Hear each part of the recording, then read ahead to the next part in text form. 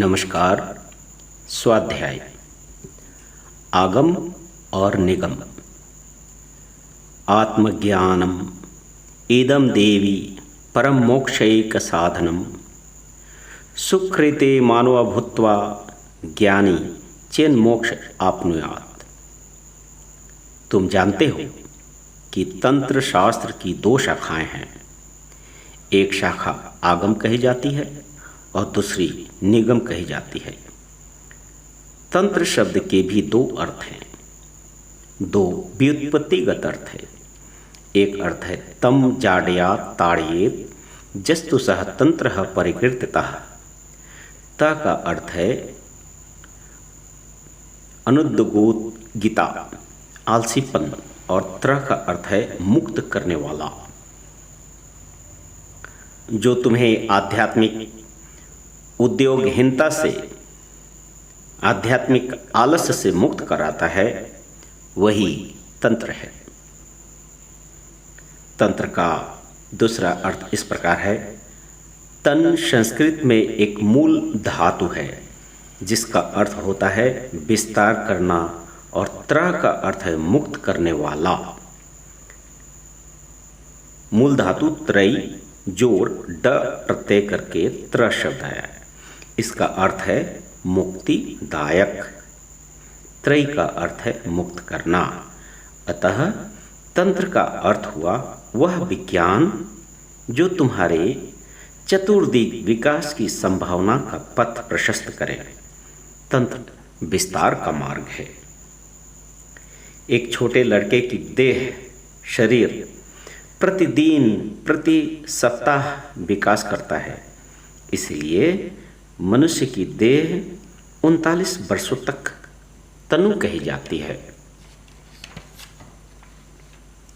संस्कृत में तनु का अर्थ है विकासमान।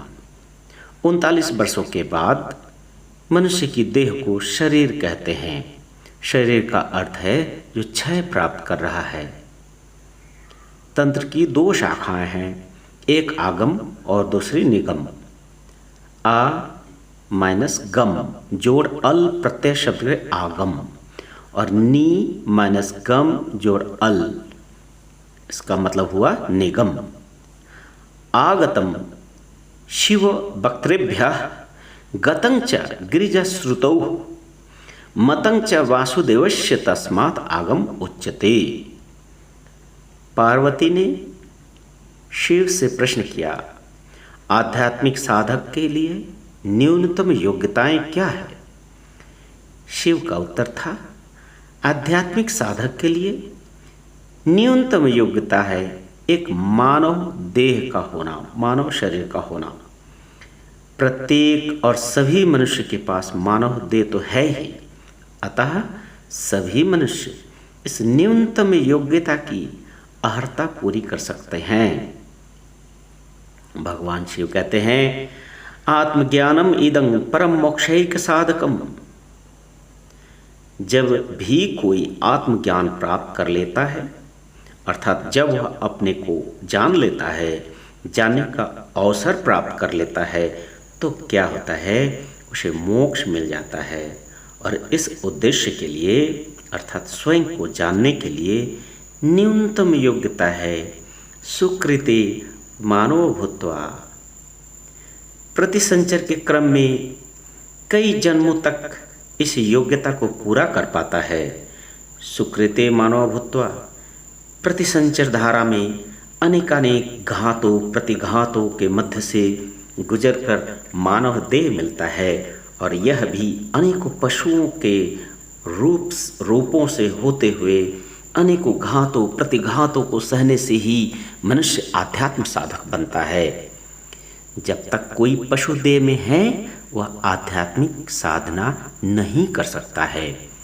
मनुष्य देह प्राप्त होने पर भी यदि वह उस देह का उपयोग आध्यात्मिक साधना के लिए नहीं करता है, तो निश्चय ही मूर्ख है, क्योंकि वह उस प्राप्त क्षमता का उपयोग नहीं कर रहा है।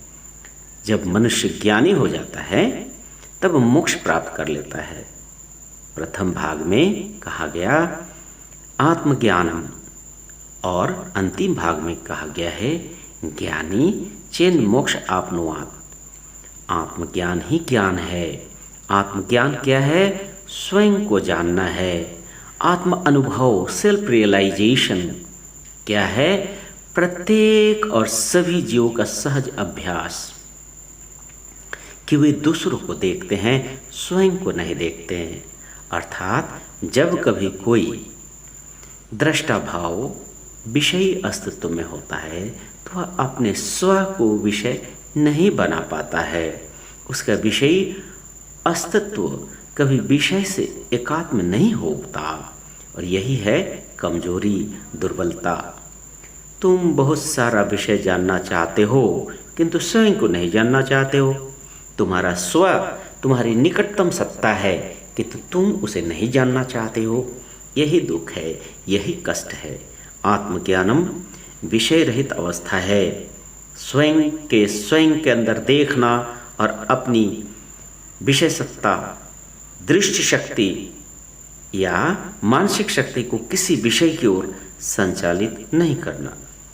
तुम्हारे पास अनेक मानसिक शक्तियां हैं, तुम्हारे पास अनेक विषय शक्तियां, दृष्टि शक्तियां हैं, किंतु तुम सदैव अपनी विषय शक्तियों और मानसिक शक्तियों को दूसरे की ओर ही संचालित करते रहते हो। यदि तुम अपनी सभी मानसिक और विषय शक्तियों को अपने स्व से शांत होकर बिना बाह्य विषय से नाता रखे जोड़ सको तो वही निरपेक्ष अवस्था आत्मज्ञान की अवस्था होगी। यही वास्तविक ज्ञान है, क्योंकि शेष ज्ञान तो सापेक्षता से प्रदूषित होते हैं। यही ज्ञान अनन्वित प्रकृति का परम ज्ञान है, जो किसी दूसरी विशेषता से प्रतिबद्धता नहीं है। इस आत्मज्ञान को पाने के लिए ढेर सारी पुस्तकों पढ़ने की आवश्यकता नहीं है। तुम्हें इस आत्मज्ञान को प्राप्त करने के लिए तीव्र इच्छा पैदा करनी होगी और उस परम सत्ता, परम पुरुष के प्रति प्रेम पैदा करनी होगी। यही साधना है, यही प्रक्रिया है जिसके द्वारा आत्मज्ञान प्राप्त करके मुक्ति लाभ होता है। यही शिव का उत्तर है। अतः इसे ही आगम मानना चाहिए। पटना 30 सितंबर 1978। परमपिता बाबा की जय। नमस्कार।